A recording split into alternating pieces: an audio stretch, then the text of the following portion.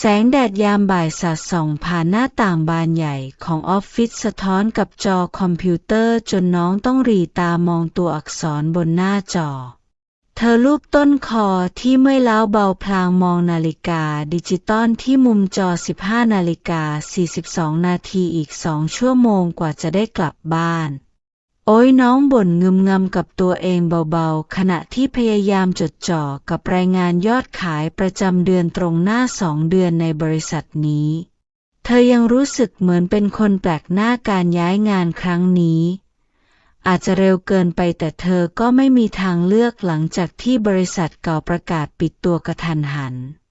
เสียงส้นรองเท้าดังแผ่วๆจากระเบียงทางเดินน้องไม่ทันได้หันไปมองก็ได้กลิ่นกาแฟอ่อนๆลอยมาพร้อมกับเสียงทุ้มนุ่ม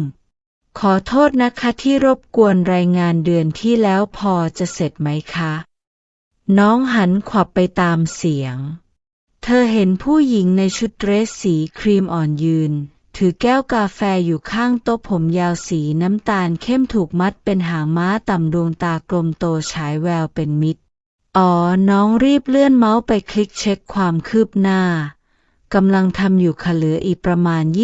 20%ไม่ต้องรีบนะคะหัวหน้าแผนกคนใหม่ยิ้มให้พี่ชื่อก้อยเพิ่งย้ายมาจากสาขาเชียงใหม่ค่ะ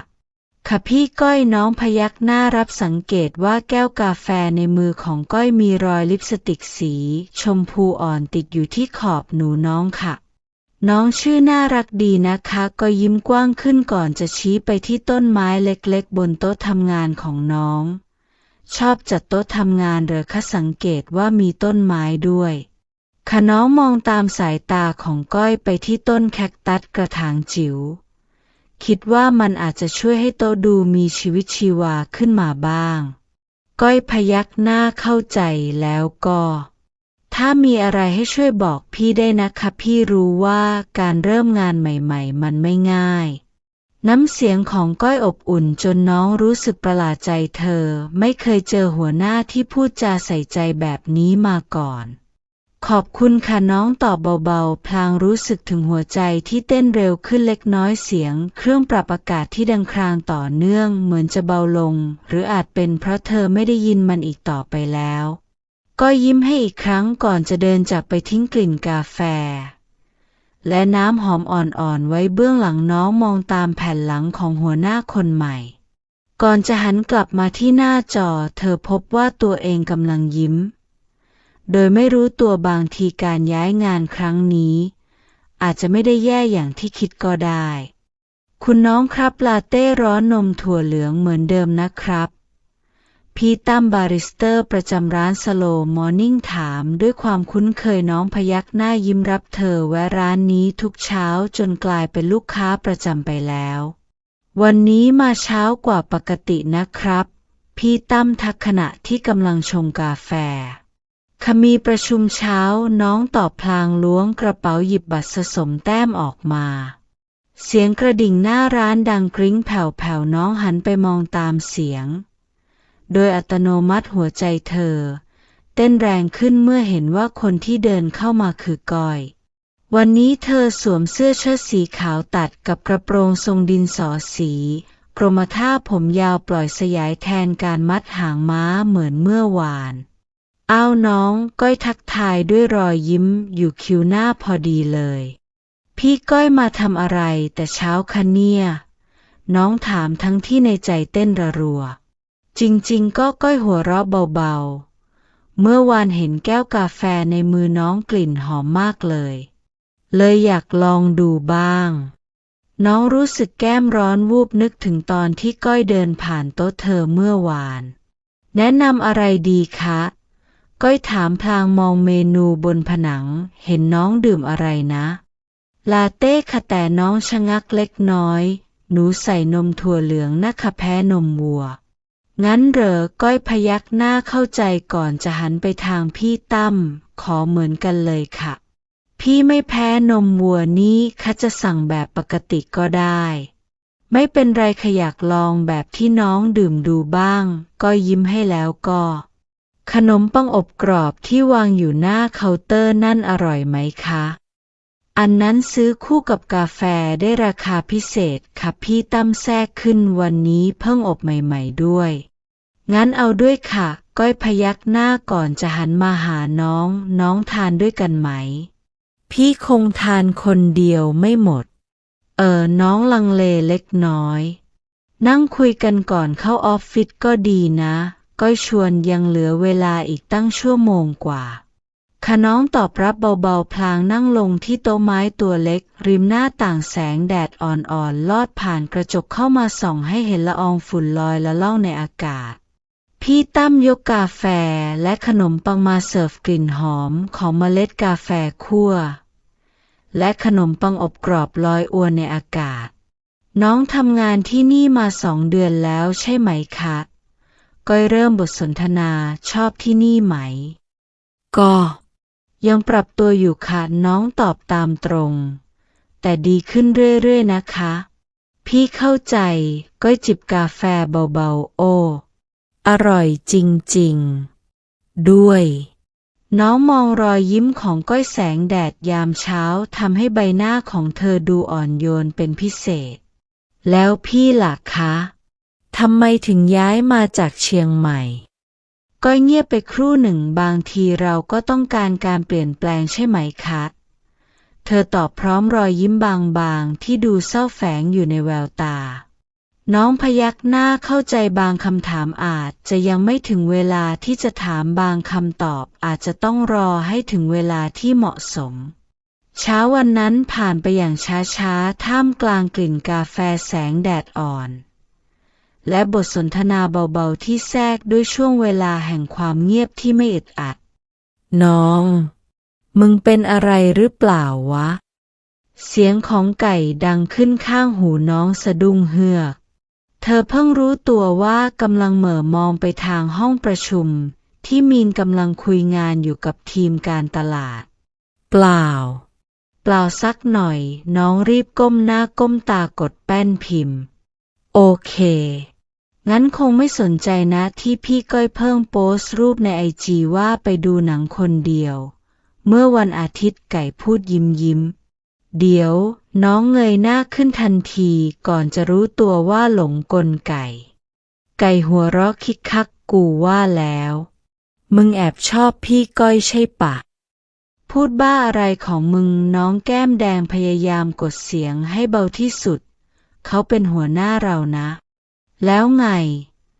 ไก่ยักไหล่กูเห็นมึงมองตามพี่เขาตลอดเลยนะแถมยังชอบอาสาทำงานให้แผนกเขาบ่อยๆน้องเงียบนึกย้อนไปถึงช่วงหลายวันที่ผ่านมาเธอเริ่มสังเกตเห็นรายละเอียดเล็กๆน้อยๆของก้อยมากขึ้นเรื่อยๆอย่างตอนที่ก้อยกำลังครุ่นคิดอะไรบางอย่างเธอจะเอานิ้วแตะที่ขมับเบาๆหรือเวลาที่ดีใจดวงตาของเธอจะเป็นประกายขึ้นมาก่อนที่รอยยิ้มจะตามมา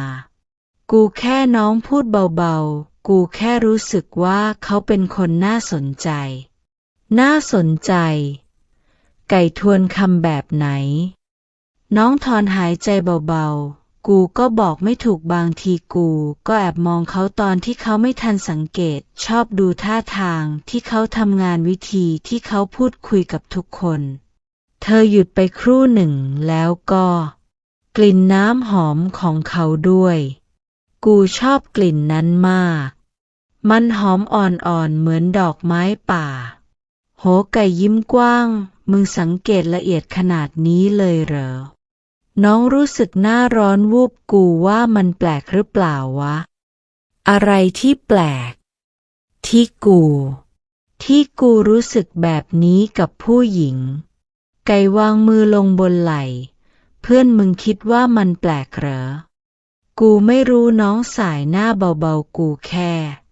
กูไม่เคยรู้สึกแบบนี้มาก่อนทุกครั้งที่เห็นเขายิ้มหัวใจกูมันเต้นแรงขึ้นมาเองแล้วก็เวลาที่เขาเดินผ่านกูอยากให้เขาหันมามองกูแล้วมึงกลัวอะไรกลัวทุกอย่างน้องตอบเสียงสั่นกลัวว่าความรู้สึกนี้มันผิดกลัวว่าถ้าใครรู้เขาจะเป็นยังไงแล้วก็กลัวว่าเขาจะรู้ไก่เงียบไปครู่หนึ่งก่อนจะพูดเบาๆบางที มึงอาจจะแค่ต้องให้เวลาตัวเองทำความเข้าใจความรู้สึกนี้ก่อนก็ได้นะไม่ต้องรีบตัดสินมันหรอกน้องพยักหน้าเบาๆสายตายังจับจ้องไปที่แก้วกาแฟเย็นที่วางอยู่บนโต๊ะน้ำที่เกาะอยู่รอบแก้วค่อยๆไหลลงมาเป็นหยดน้ำเล็กๆเหมือนกับความรู้สึกในใจเธอที่ค่อยๆก่อตัวขึ้นทีละน้อยจนไม่อาจห้ามได้เสียงประตูห้องประชุมเปิดออกก้อยเดินออกมาพร้อมกับทีมงานกลิ่นน้ำหอมอ่อนๆลอยมาตามลมน้องรู้สึกได้ว่าหัวใจเธอเต้นแรงขึ้นอีกครั้งน้องถอนหายใจเบาๆกูว่ากูมีเรื่องให้คิดเยอะเลยไก่ไม่เป็นไรหรอกไก่ตบบ่าเพื่อนเบาๆอย่างน้อยมึงก็มีกูอยู่ข้างๆฝนตกหนักขนาดนี้น้องกลับยังไงคะเสียงของก้อยทำให้น้องที่กำลังยืนมองฝนอยู่ที่ล็อบบี้สะดุ้งเล็กน้อยเธอหันไปเห็นก้อยในชุดสูทสีเทาอ่อนกำลังเดินมาพร้อมร่มคันใหญ่หนูว่าจะนั่งแท็กซี่ค่ะน้องตอบพลางมองออกไปนอกอาคารฝนที่ตกลงมาเหมือนม่านสีเทาทึบถนนเริ่มมีน้ำท่วมขังแท็กซี่คงเรียกยากนะคะวันนี้ก้อยสายหน้าพี่ขับรถมาไปด้วยกันไหมน้องลังเลเล็กน้อยหัวใจเต้นแรงเอางี้ก้อยพูดต่อเดี๋ยวพี่ไปเอารถมาจอดหน้าตึกน้องไม่ต้องเดินตากฝนก่อนที่น้องจะทันตอบตกลงหรือปฏิเสธก้อยก็เดินออกไปกลางร่มฝ่าสายฝนรถเก๋งสีขาวของก้อยแล่นออกจากลานจอดรถใต้ดินมาจอดรอที่หน้าตึกน้องวิ่งขึ้นรถอย่างรวดเร็วพยายามไม่ให้เปียกมากนักขอบคุณนะคะน้องพูดพลางเช็ดน้ำฝนที่กระเด็นใส่แขนเสื้อไม่เป็นไรค่ะก็ยิ้มเธอเปิดแอร์และเพลงเบาๆน้องพักอยู่แถวไหนคะน้องบอกที่อยู่ก้อยพยักหน้ารับรู้ก่อนจะขับรถออกไปบนถนนที่การจราจรเริ่มติดขัดคงกลับบ้านช้าหน่อยนะคะวันนี้ก้อยพูดขึ้นหลังจากรถเคลื่อนตัวได้เพียงเล็กน้อยหิวไหมคะพี่รู้จักร้านเล็กๆแถวนี้รอฝนซาก่อนก็ได้ค่ะน้องตอบเบาๆพยายามซ่อนความดีใจ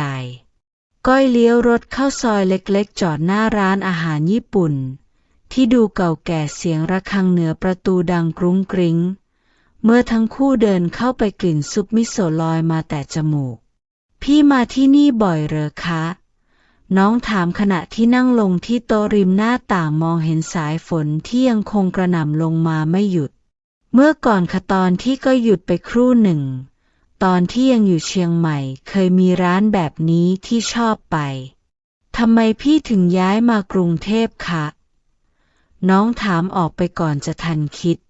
ก็ยิ้มบางๆแววตาเศร้าลงเล็กน้อยบางทีเราก็ต้องหนีออกมาจากที่เคยอยู่เพื่อค้นหาตัวเองใหม่หนีอะไรเหรอคะความทรงจำความคาดหวังของคนอื่นก็หยุดพูดเมื่อพนักงานเดินมาเสิร์ฟน้ำชาน้องเคยรู้สึกว่าบางครั้งชีวิตก็พาเราไปเจอสิ่งที่ไม่คาดคิดไหมน้องจ้องมองไอน้ำที่ลอยขึ้นมาจากถ้วยชาบ่อยค่ะเหมือนตอนที่บริษัทเก่าปิดตัวกระทันหันหนูก็ไม่คิดว่าจะได้มาทำงานที่นี่แล้วตอนนี้เป็นยังไงบ้างมีความสุขไหมมีน้องตอบเบาๆพลางมองหน้าก้อยมีความสุขมากขึ้นเรื่อยๆค่ะก้อยยิ้มกว้างขึ้นแววตาสดใสขึ้นกว่าเมื่อครู่ดีจังเลยอาหารถูกทยอยเสิร์ฟมาทั้งคู่พูดคุยกันเรื่อยเปื่อยจากเรื่องงานไปจนถึงความฝันในวัยเด็กเสียงฝนด้านนอกค่อยๆเบาลงแต่น้องแอบหวังให้มันตกต่อไปอีกสักพัก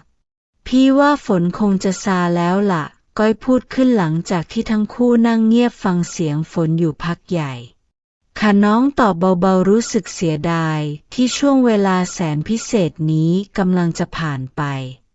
ระหว่างทางกลับกลิ่นดินหลังฝนตกลอยเข้ามาในรถผสมกับกลิ่นน้ำหอมอ่อนๆของก้อยน้องแอบมองด้านข้างใบหน้าของก้อยที่กำลังมีสมาธิกับการขับรถใต้แสงไฟถนนที่สะท้อนกับละอองน้ำเธอดูงดงามอย่างบอกไม่ถูกถึงแล้วค่ะเสียงของก้อยดึงน้องออกจากภวังค์ ขอบคุณมากนะคะน้องยิ้มให้ก่อนจะเปิดประตูรถ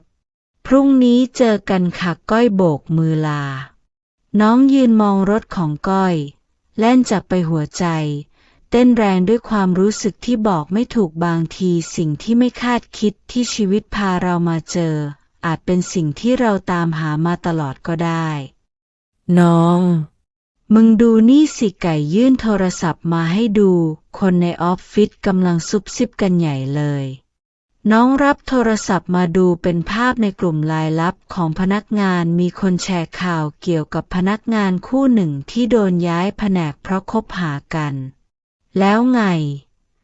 น้องพยายามทำเสียงเฉยๆทั้งที่มือเย็นเฉียบมึงไม่กลัวเหรอ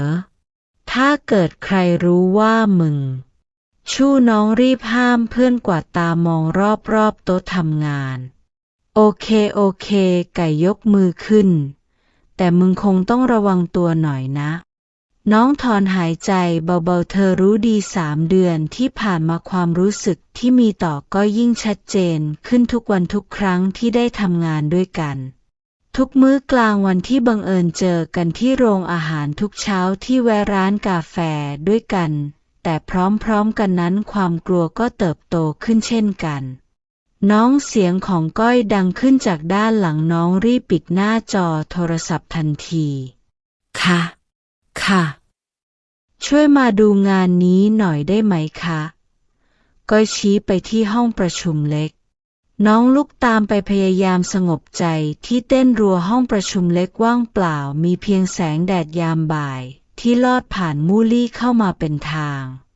จริงๆไม่มีงานอะไรหรอกค่ะก้อยพูดขึ้นหลังจากปิดประตูคะ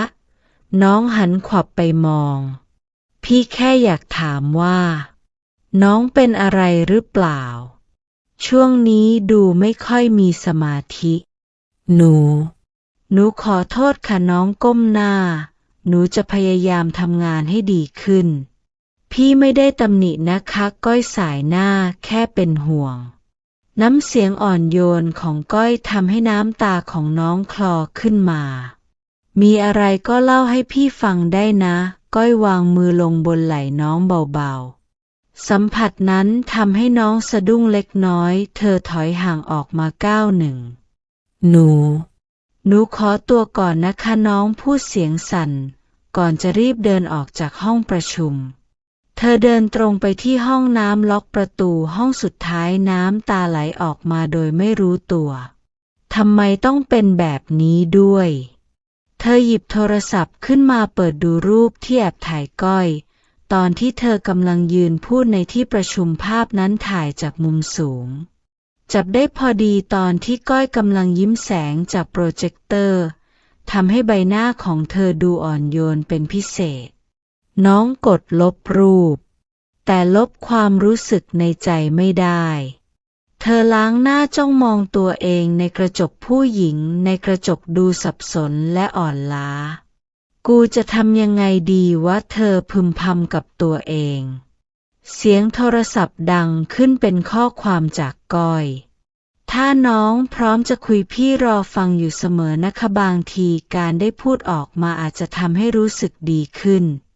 น้องอ่านข้อความซ้ำไปซ้ำมาน้ำตาไหลอีกครั้งแต่คราวนี้มันเป็นน้ำตาแห่งความอบอุ่นใจเธอพิมพ์ตอบกลับไปขอบคุณนะคะแต่หนูขอเวลาอีกสักพักก้อยตอบกลับมาด้วยสติกเกอร์หัวใจเล็กๆ1 ดวงน้องกดมือแนบอกตัวเองหัวใจเต้นแรงและครั้งนี้เธอไม่พยายามห้ามมันอีกต่อไป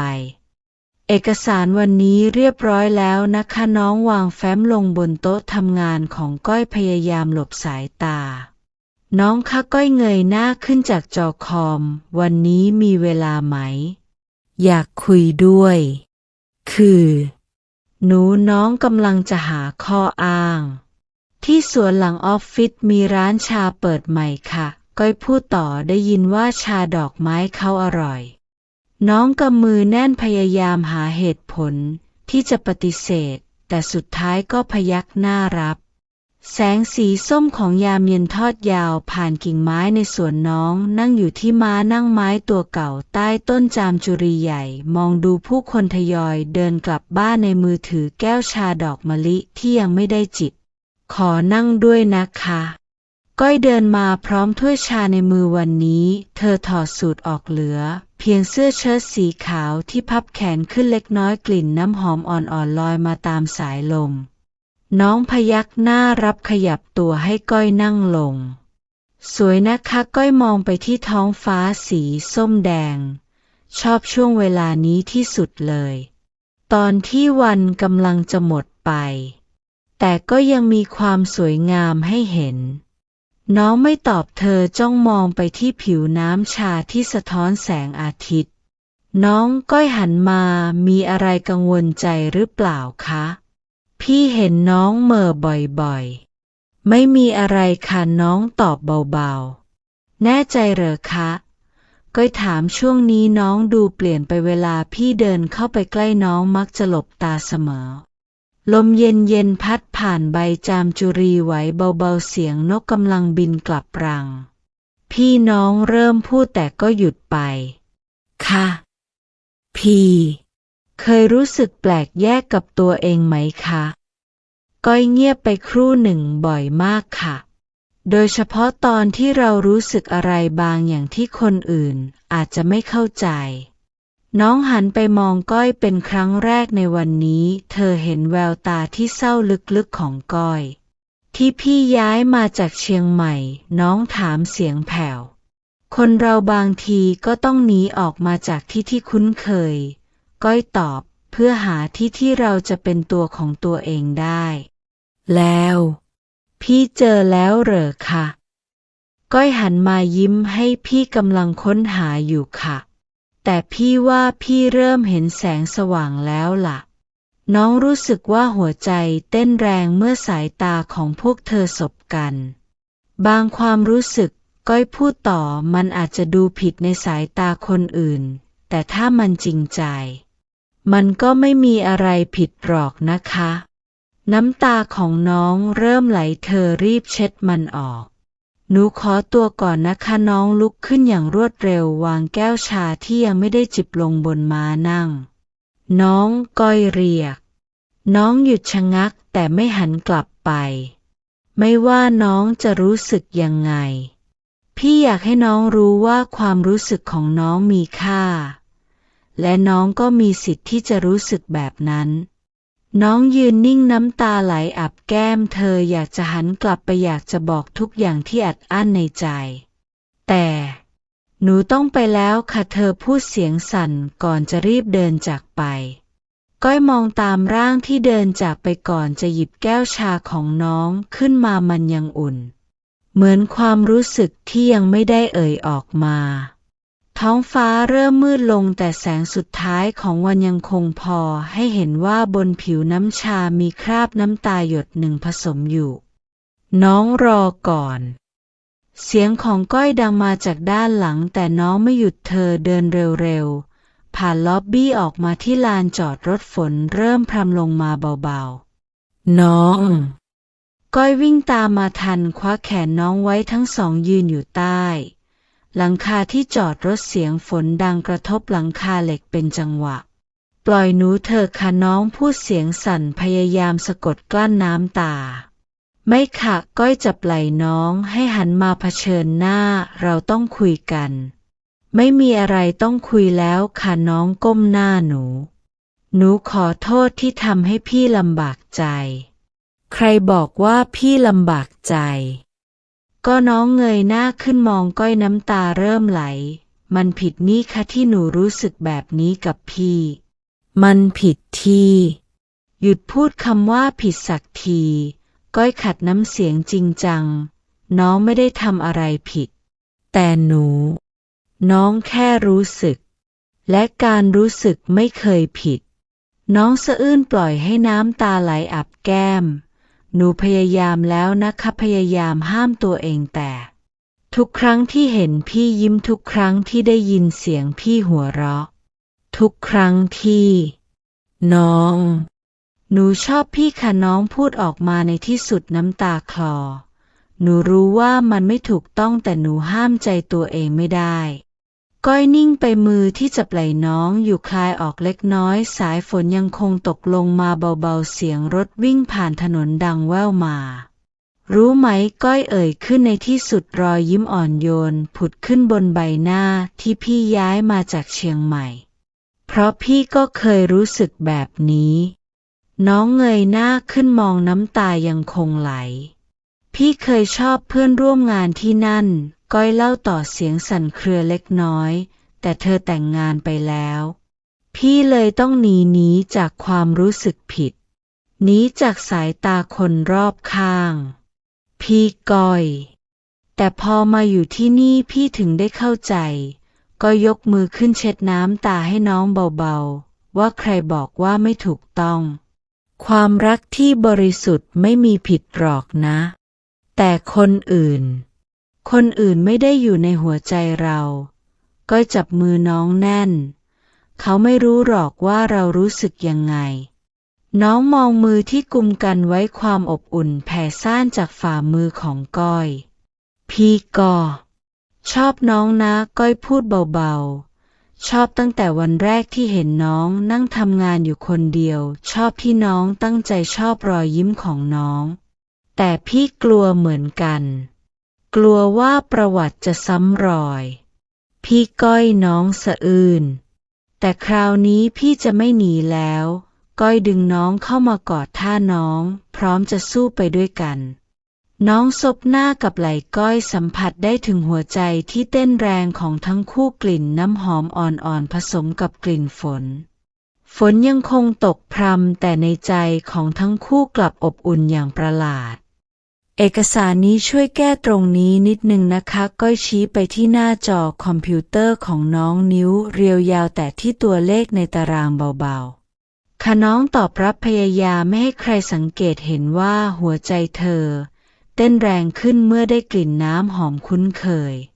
ในที่ทำงานพวกเธอยังคงรักษาระยะห่างอย่างมืออาชีพไม่มีใครรู้ว่าเมื่อคืนพวกเธอเพิ่งดูหนังด้วยกันที่คอนโดของก้อยเสร็จแล้วส่งอีเมลให้พี่นะคะก้อยพูดจบก็เดินกลับไปที่โต๊ะทำงานของตัวเองน้องแอบมองตามหลังก้อยไปนึกถึงเมื่อคืนที่พวกเธอนั่งดูหนังด้วยกันบนโซฟาตัวเก่าก้อยหลับพิงไหล่เธอในช่วงท้ายเรื่องมึงดูมีความสุขขึ้นนะไก่ทักระหว่างกินข้าวกลางวันน้องเงยหน้าจากจานข้าวช่วงนี้มึงยิ้มบ่อยแถมชอบเหม่อด้วยไก่หยิบถั่วฝักยาวจากจานกับข้าวเรื่องกับพี่ก้อยคืบหน้าแล้วใช่ปะน้องรีบมองซ้ายมองขวาเบาๆหน่อยโอเคไก่หัวเราะแต่กูดีใจด้วยนะน้องยิ้มบางๆนึกถึงเช้าวันก่อนที่ก้อยแวะมารับเธอไปทำงานพวกเธอแวะดื่มกาแฟที่ร้านประจำนั่งคุยกันเงียบๆก่อนเข้าออฟฟิศวันนี้อยากกินอะไรคะ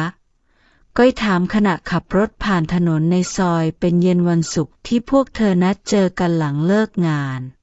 อะไรก็ได้ค่ะน้องตอบพลางมองออกไปนอกหน้าต่างท้องฟ้าเริ่มมืดแสงไฟจากร้านค้าริมทางทยอยสว่างขึ้นงั้นพาไปร้านโปรดของพี่นะก้อยพาน้องมาที่ร้านอาหารญี่ปุ่นเล็กๆในซอยเปลี่ยวร้านเก่าแก่ที่มีโต๊ะไม่กี่ตัวกลิ่นซุปมิโซะลอยมาแต่จมูกร้านนี้พี่มากับใครมาก่อนหรือเปล่าคะน้องถามเบาๆก้อยสายหน้าไม่เคยค่ะพี่เก็บไว้รอคนพิเศษน้องรู้สึกแก้มร้อนวูบพี่เจอร้านนี้ตั้งแต่ย้ายมาใหม่ๆก้อยเล่าต่อตอนนั้นยังเงาเดินผ่านมาเห็นเข้าแต่ไม่เคยกล้าเข้ารอให้มีใครสักคนมาด้วยแล้วทำไมถึงเลือกพามาวันนี้คะเพราะวันนี้ครบ1 เดือนพอดีก้อยยิ้มที่เราเริ่มต้นด้วยกันน้องยิ้มกว้างเอื้อมมือไปจับมือก้อยใต้โต๊ะพี่คะน้องเอ่ยขึ้นขณะที่ทั้งคู่นั่งดูพระอาทิตย์ตกที่สวนสาธารณะค่ะหนูมีความสุขจังก้อยหันมายิ้มให้พี่ก็เหมือนกัน บางทีหนูก็กลัวว่ามันจะเป็นแค่ความฝันไม่ใช่ความฝันหรอกค่ะก้อยบีบมือน้องเบาๆมันคือความจริงความจริงที่เราเลือกจะกล้ายอมรับมันน้องซบไหล่ก้อยเบาๆมองดูพระอาทิตย์ลับขอบฟ้าท้องฟ้าเปลี่ยนเป็นสีส้มแดงแต่ในใจของเธอกลับอบอุ่นกว่าที่เคยความรักของพวกเธออาจจะต้องซ่อนจากสายตาคนอื่นแต่มันก็ทำให้ชีวิตประจำวันที่เคยจืดชืดกลายเป็นช่วงเวลาที่มีความหมายแม้จะเป็นแค่การนั่งทำงานในออฟฟิศการดื่มกาแฟยามเช้าหรือการขับรถกลับบ้านในยามเย็นทุกช่วงเวลากลายเป็นความทรงจำที่พิเศษเมื่อได้แบ่งปันมันกับคนที่ใช่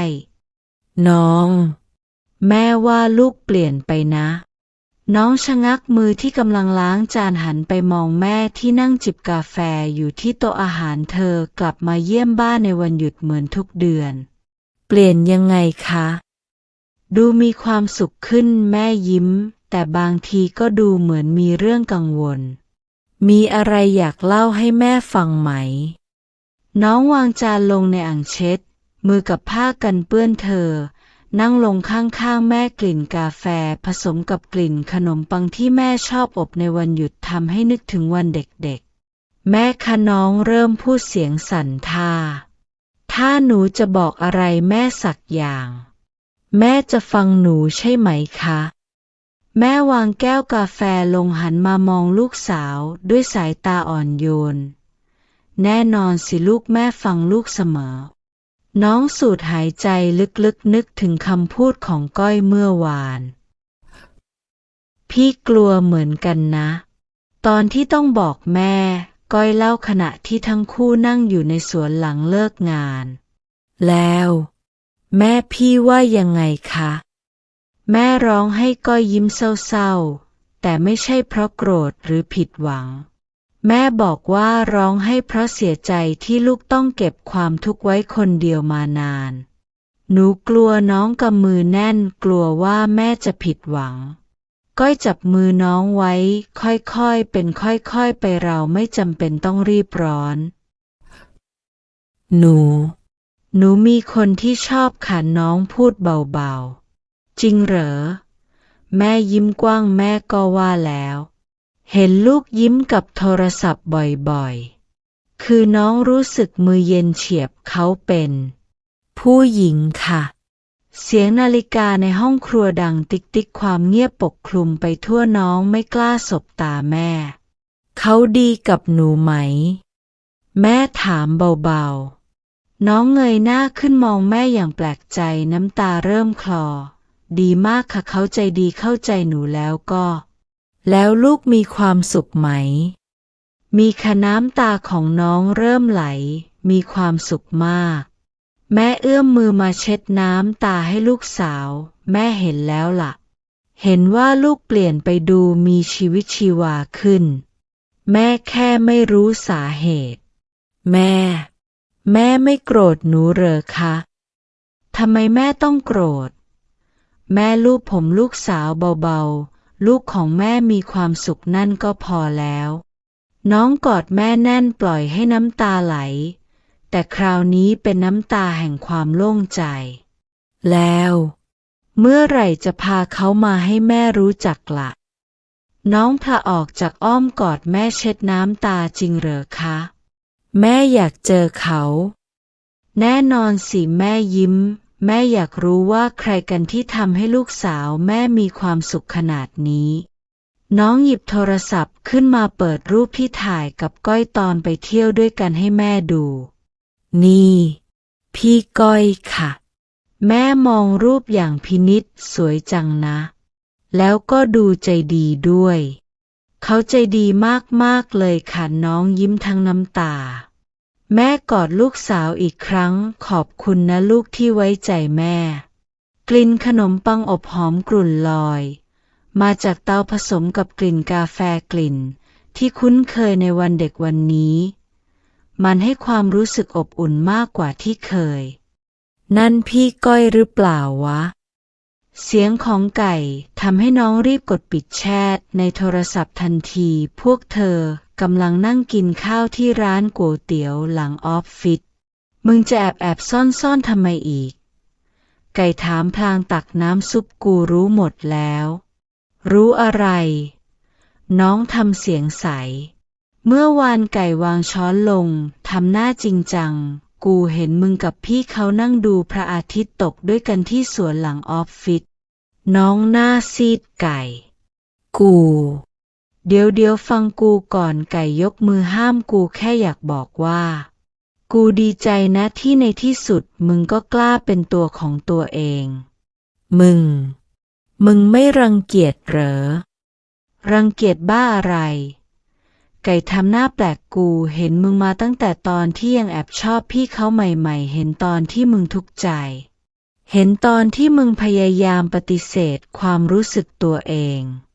แล้วตอนนี้ในที่สุดมึงก็มีความสุขกูจะรังเกียจทำไมน้ำตาของน้องเริ่มคลอเฮ้ยอย่าร้องให้นะไก่รีบส่งทิชชู่ให้แล้วนี่เป็นไงบ้างความสัมพันธ์น้องเช็ดน้ำตายิ้มเขินก็ดียังไงเล่ามาสิก็แค่น้องหยิบตะเกียบขึ้นมาคนน้ำซุปเราเพิ่งบอกแม่ไปจริงดิไก่เบิกตาโตแล้วป้าว่าไงแม่เข้าใจน้องยิ้มแถมยังอยากให้พาพี่ก้อยไปกินข้าวที่บ้านด้วยโหดีจังว่าไก่ยิ้มกว้างแล้วพี่ก้อยล่ะเขาโอเคไหมเขาตื่นเต้นมากน้องหัวเราะเบาๆแต่ก็กลัวอยู่เหมือนกันทันใดนั้นโต๊ะข้างๆก็มีเสียงคุยกันดังขึ้นเฮ้ยรู้ปะได้ข่าวว่าที่แผนกไอทีมีคู่เลสเบี้ยนด้วยว่าน้องชะงักมือที่กำลังจะตักน้ำซุปสั่นเล็กน้อยไก่สังเกตเห็นเธอจึงลุกขึ้นยืนทันทีพี่คะไก่เรียกโต๊ะข้างๆเสียงดังถ้าจะนินทาคนอื่นช่วยเบาๆหน่อยได้ไหมคะมันรบกวนคนอื่นเขากินข้าวโต๊ะข้างๆเงียบกริบไก่น้องกระซิบไม่เป็นไรไก่นั่งลงบางทีคนเราก็ต้องเจอเรื่องแบบนี้บ้างแต่มึงไม่ต้องกลัวมีกูอยู่ข้างๆน้องยิ้มทั้งน้ำตาเดี๋ยวไก่ทำหน้าเหมือนนึกอะไรขึ้นได้เสาร์นี้กูจะจัดปาร์ตี้เล็กๆที่คอนโดมึงพาพี่ก้อยมาด้วยสิหาแต่ไม่ต้องกลัวไก่ยิ้มมีแค่เพื่อนสนิทกลุ่มเดิมเรานี่แหละพวกมันก็อยากเจอคนที่ทำให้เพื่อนมีความสุขเหมือนกันแต่ถ้าพวกเขามึงลืมแล้วเหรอตอนที่แก้วเลิกกับแฟนผู้ชายแล้วมาบอกว่าชอบผู้หญิง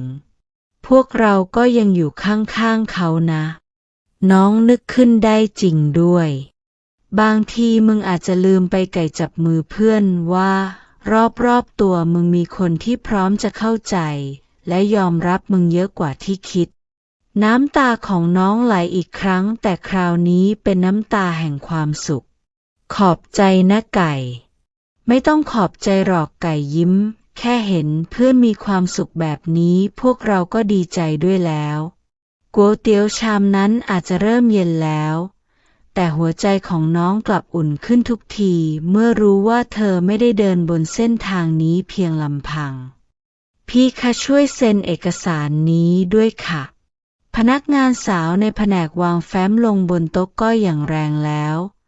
เดินจากไปโดยไม่รอคำตอบก้อยถอนหายใจเบาๆนี่ไม่ใช่ครั้งแรกที่เธอเจอการแสดงออกแบบนี้เสียงกระซิบกระซาบดังมาจากโต๊ะด้านหลังได้ยินว่าเธอกับน้องจริงดิแบบนั้นเลยเหรอน่าจะใช่เห็นไปไหนมาไหนด้วยกันตลอดก้อยแกล้งทำเป็นไม่ได้ยินก้มหน้าทำงานต่อแต่มือที่จับปากกาสั่นเล็กน้อยหนูว่าเราลาออกดีไหมคะน้องพูดขึ้นขณะที่นั่งอยู่ในรถของก้อยหลังเลิกงานทำไมถึงคิดแบบนั้นก้อยหันมามอง ก็หนูเห็นพี่ต้องมาลำบากใจ น้องก้มหน้าวันนี้หนูได้ยินที่เขาพูดกัน แล้วน้องคิดว่าถ้าเราหนีมันจะดีขึ้นเหรอ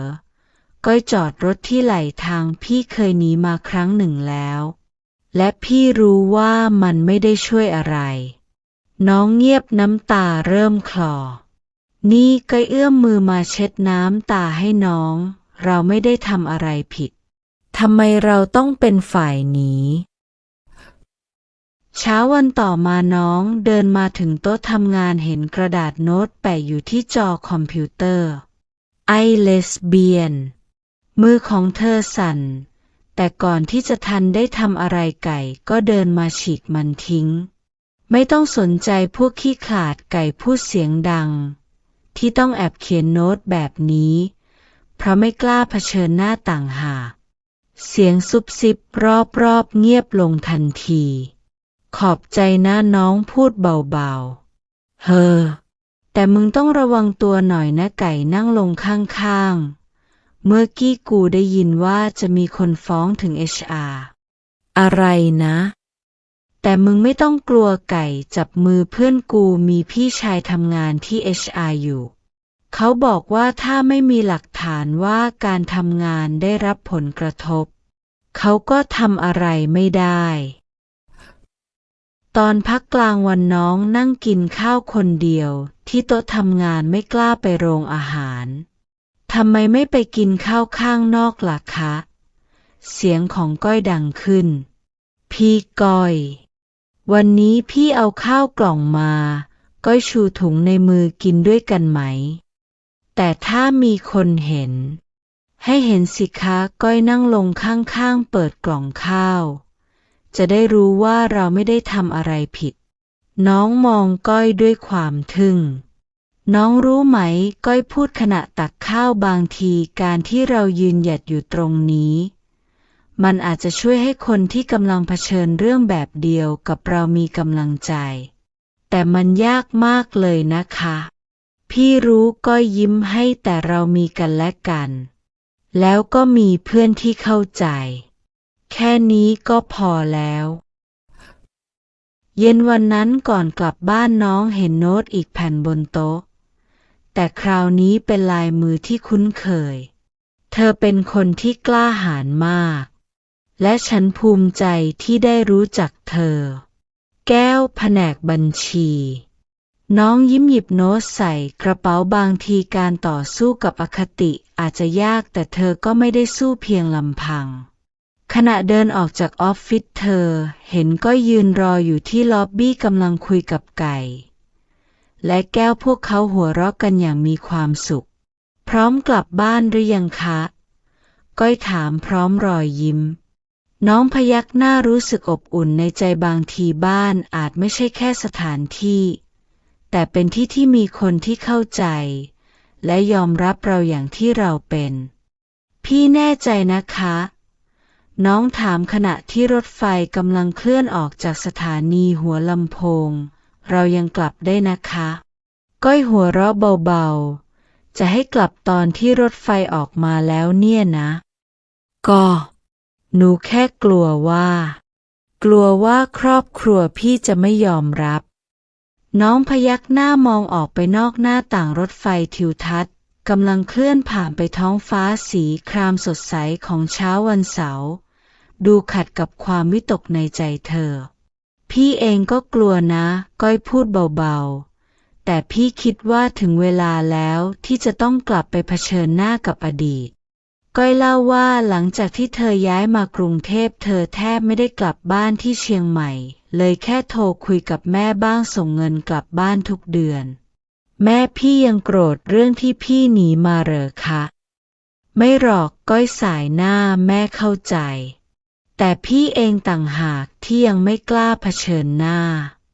น้องจับมือก้อยไว้สัมผัสได้ถึงความสั่นเล็กๆรถไฟแล่นผ่านทุ่งนาและภูเขากินเวลาเกือบ10 ชั่วโมงกว่าจะถึงเชียงใหม่ระหว่างทางทั้งคู่แวะซื้อส้มที่สถานีพิษณุโลกก้อยบอกว่าแม่ชอบส้มจากที่นี่บ้านพี่อยู่ในซอยเล็ก ก้อยบอกขณะที่แท็กซี่เลี้ยวเข้าถนนสายรองแถวนี้ไม่ค่อยเปลี่ยนเลยนะรถจอดหน้าบ้านไม้2 ชั้นหลังเก่ามีต้นลีลาวดีออกดอกสีขาวอยู่หน้าบ้านพี่ก้อยเสียงเด็กผู้หญิงดังขึ้นเด็กหญิงในชุดนักเรียนวิ่งออกมาจากบ้านน้องแป้งก็ยิ้มกว้างอ้าแขนรับน้องสาวโตขึ้นตั้งเยอะเลยพี่หายไปไหนมาเนี่ยหายไปตั้งปีแป้งทำหน้างอใส่พี่สาวก่อนจะหันมาเห็นน้องนี่ใครอะมาแล้วเหรอลูกเสียงแม่ดังมาจากประตูบ้านก้อยหันไปมองน้องบีบมือเธอเบาๆก่อนจะพาเดินเข้าไปในบ้านกลิ่นอาหารเหนือลอยมาแตะจมูกบนโต๊ะอาหารมีแกงฮังเลและน้ำพริกอ่องแม่ทำอาหารเยอะจังก้อยพูดเสียงสั่นก็รู้ว่าลูกจะกลับมาแม่ยิ้มก่อนจะหันมามองน้องนี่คงเป็นก้อยสูดหายใจลึกๆแม่คะนี่น้องเธอจับมือน้องไว้แน่นคนที่ก้อยรักความเงียบปกคลุมไปทั่วห้องมีเพียงเสียงพัดลมเพดานที่หมุนเบาๆแป้งเบิกตาโตพี่สาวพี่ก้อยมีแฟนเป็นผู้หญิงเหรอแป้งแม่ปรามเสียงเบาก่อนจะเดินเข้ามาหาน้องก้มหน้าหัวใจเต้นแรงหนูช่วยพี่ก้อยทำอาหารเป็นไหมแม่ถามเสียงนุ่มน้องเงยหน้าขึ้นมองอย่างแปลกใจพอได้บ้างค่ะดีเลยแม่ยิ้มเพราะว่าพี่ก้อยน่าทำอาหารไม่เป็นเลยตอนเด็กๆจะทำไข่เจียวยังไม่แม่ก้อยประท้วงน้ำตาคลอแล้วก็แม่หันไปมองลูกสาวถ้าหนูทำให้ลูกแม่มีความสุขนั่นก็พอแล้วล่ะก้อยกอดแม่ร้องให้น้องยืนมองด้วยความซาบซึ้งงั้นหนูช่วยแม่ล้างผักไหมแม่หันมาถามน้องอีกครั้งจะได้สอนทำแกงฮังเลด้วยค่ะน้องยิ้มทั้งน้ำตามีพี่สะใภ้แล้วแป้งตะโกนดีใจทุกคนหัวเราะบรรยากาศที่ตึงเครียดเมื่อครู่ผ่อนคลายลงค่ำวันนั้นทุกคนนั่งล้อมวงกินข้าวด้วยกันเสียงหัวเราะและเรื่องเล่าในวัยเด็กของก้อยเติมเต็มบ้านหลังเก่าน้องนั่งฟังด้วยรอยยิ้มมองก้อยที่กำลังเถียงกับน้องสาวเรื่องขนมในวัยเด็กบางทีความกล้าหาญอาจไม่ใช่แค่การต่อสู้แต่เป็นการกลับมาเผชิญหน้าและยอมรับในสิ่งที่เราเป็นและบางทีความรักก็อาจเป็นสะพานที่เชื่อมทุกอย่างเข้าด้วยกันลูกวันนี้พี่ก้อยจะมาทานข้าวที่บ้านใช่ไหมแม่ถามขณะที่กำลังเด็ดผักอยู่ในครัวค่ะน้องตอบเบาๆพลางช่วยแม่ล้างผักเธอสังเกตว่ามือของตัวเองสั่นเล็กน้อยวันนี้จะเป็นครั้งแรกที่ก้อยมาที่บ้านหลังจากที่น้องเพิ่งบอกความจริงกับแม่ไปเมื่อสัปดาห์ก่อนแม่น้องเริ่มพูดแม่ยังโอเคนะคะกับเรื่องที่หนูแม่วางมีดลงหันมามองลูกสาวลูกยังกังวลอยู่เหรอน้องพยักหน้าน้ำตาเริ่มคลอนึกถึงวันที่เธอบอกความจริงกับแม่คะน้องนั่งลงข้างแม่บนโซฟาตัวเก่ามีเรื่องที่หนูอยากบอกว่ามาแม่วางนิตยสารในมือลงคือพี่ก้อยนะคะน้องกำมือแน่นเขาไม่ได้เป็นแค่เพื่อนร่วมงานแม่เงียบรอฟังหนูรักเขาค่ะน้ำตาของน้องเริ่มไหลหนูรู้ว่ามันผิดปกติหนูพยายามห้ามใจตัวเองแล้วแต่ใครบอกว่าผิดปกติแม่ขัดน้องเงยหน้าขึ้นมองลูกคิดว่าแม่ไม่เคยสังเกตเหรอ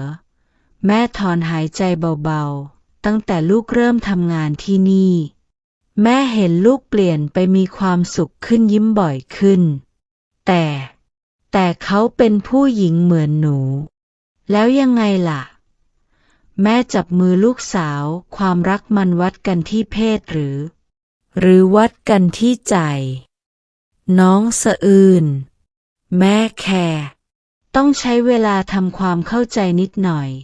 แม่พูดต่อมันไม่ใช่เรื่องง่ายที่จะเปลี่ยนความเชื่อที่มีมาทั้งชีวิตแต่แม่เช็ดน้ำตาให้ลูกสาวความสุขของลูกสำคัญกว่าแม่ทำอะไรแยะเลยคะเนี่ยน้องถามขณะช่วยแม่จัดโต๊ะอาหารก็อยากให้เขาประทับใจนะสิแม่ยิ้มนี่เป็นครั้งแรกที่ลูกสาวแม่จะพาคนพิเศษมาบ้านนะแม่รู้ไหมแม่หยิบถ้วยชามาวางบนโต๊ะตอนที่พ่อเสียแม่คิดว่าจะไม่มีวันเห็นลูกมีความสุขแบบนี้อีกแล้วน้องนิ่งไปนึกถึงวันที่พ่อจากไปตอนเธออายุ10 ขวบแต่ตอนนี้แม่หันมายิ้มให้แม่เห็นแววตาของลูกเวลาพูดถึงพี่ก้อยมันเหมือนกับตาของแม่ตอนมองพ่อไม่มีผิดเสียงกริ่งหน้าบ้านดังขึ้นคงจะมาแล้วล่ะแม่พูดพลางเช็ดมือกับผ้ากันเปื้อนน้องรีบไปเปิดประตูก้อยยืนอยู่พร้อมกับช่อดอกไม้ในมือใบหน้าเธอดูตื่นเต้นและประหม่า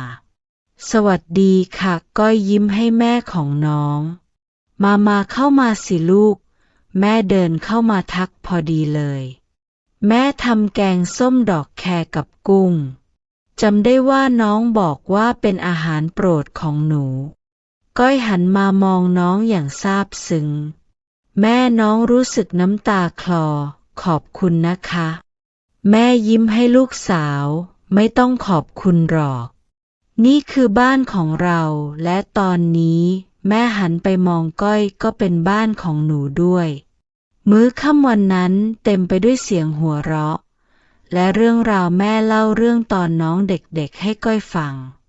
ก้อยเล่าเรื่องที่ทำงานให้แม่ฟังบางทีความรักของแม่ก็เหมือนแสงอาทิตย์ที่ส่องสว่างและอบอุ่น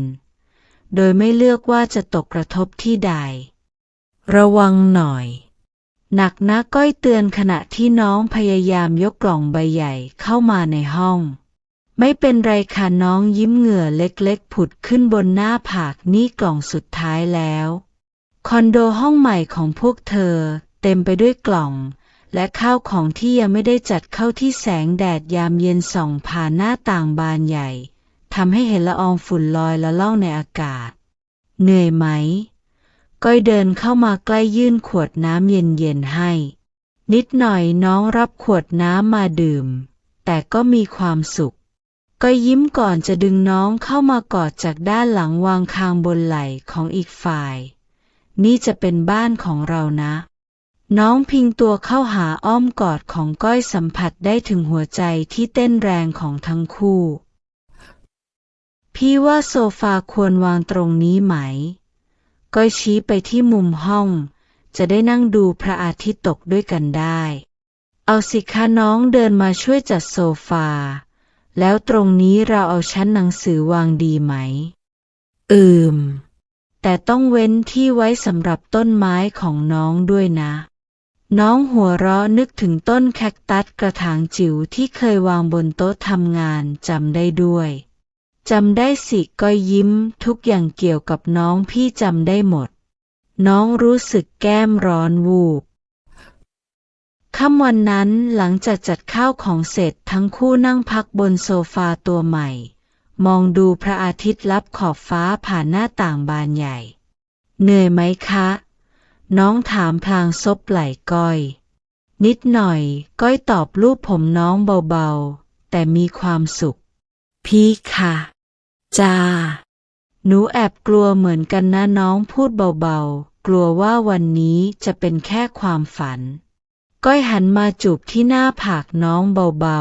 ๆไม่ใช่ความฝันหรอกนี่คือความจริงความจริงที่เราสร้างขึ้นด้วยกัน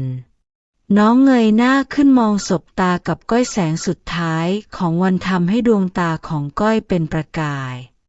รักนะน้องกระซิบก้อยไม่ตอบแต่โน้มใบหน้าลงมาจูบน้องอย่างอ่อนโยนรสจูบหวานละมุนผสานด้วยความรักที่เต็มเปี่ยมน้องอบกอดก้อยไว้แน่นสัมผัสได้ถึงไออุ่นและจังหวะการเต้นของหัวใจที่เต้นเป็นจังหวะเดียวกันเมื่อผละออกทั้งคู่ยิ้มให้กันบางทีนี่อาจเป็นความหมายที่แท้จริงของคำว่าบ้าน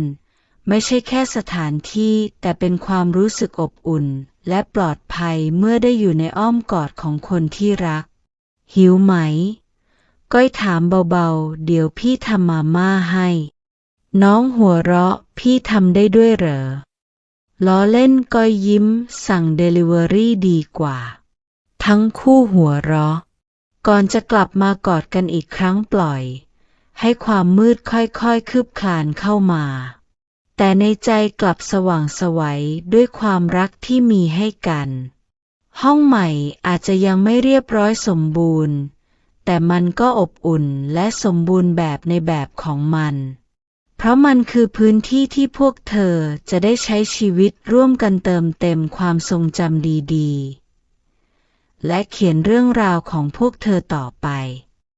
เสียงฝนกระทบหน้าต่างปลุกน้องให้ตื่นขึ้นในยามเช้าเธอลืมตาขึ้นช้าๆพบว่าตัวเองนอนซบอยู่ในอ้อมแขนของก้อยกลิ่นแชมพูอ่อนๆผสมกับกลิ่นน้ำฝนลอยมาแต่จมูกตื่นแล้วเหรอเสียงทุ้มนุ่มของก้อยดังขึ้นน้องซุกหน้าเข้ากับซอกคอของก้อยแต่ยังไม่อยากลุกก้อยหัวเราะเบาๆลูบผมน้องอย่างอ่อนโยนวันนี้วันอาทิตย์เราไม่ต้องรีบไปไหน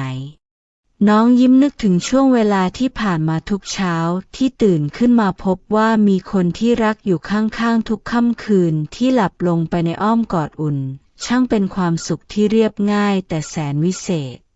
หิวไหม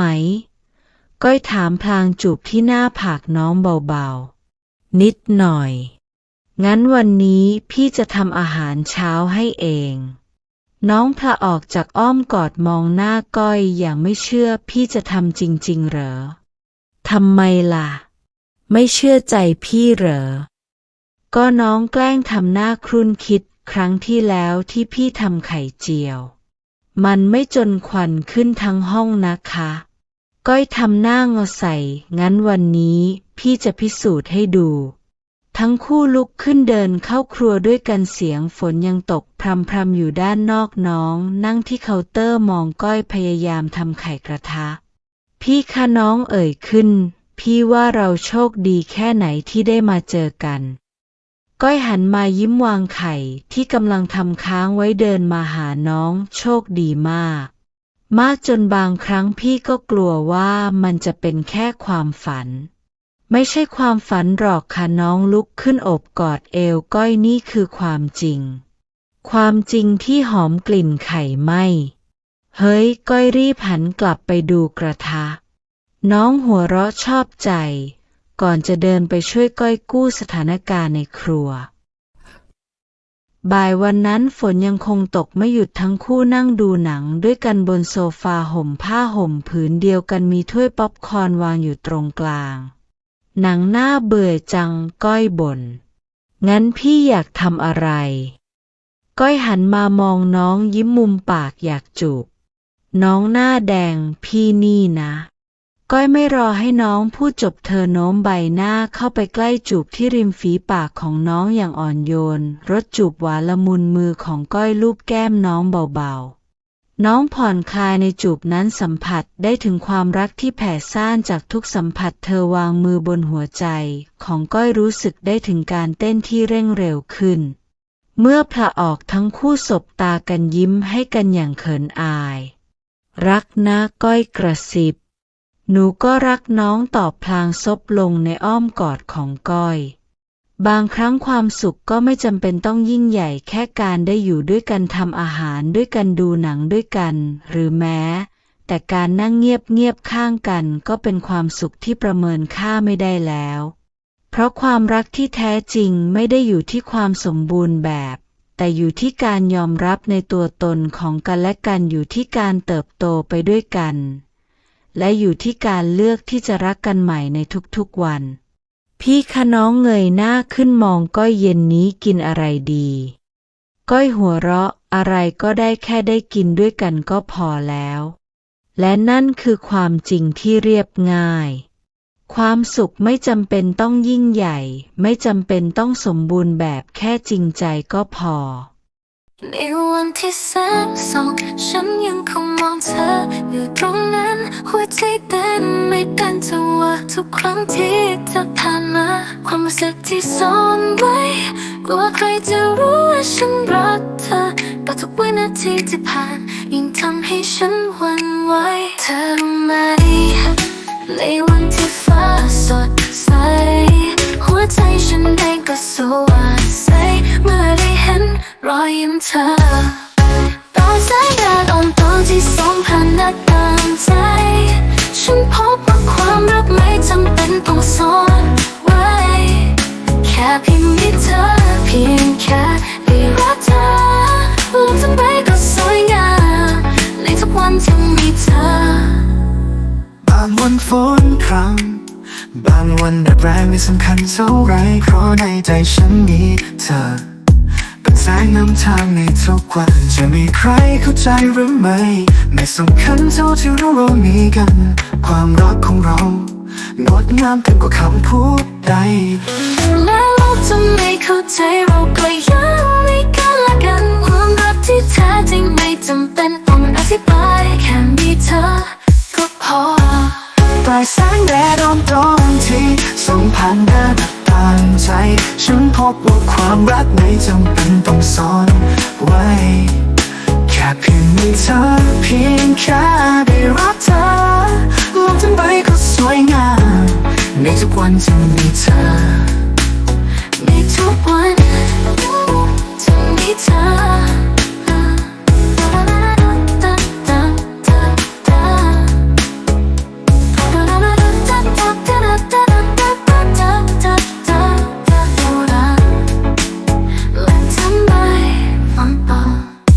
ใต้แสงแดดอ่อนตอนที่ส่องผ่านหน้าต่างใจฉันพบว่าความรักไม่จำเป็นต้องซ่อนไว้เพียงมีเธอเพียงมีเธอเพียงแค่ได้รักเธอโลกทั้งใบก็สวยงามในทุกวันที่มี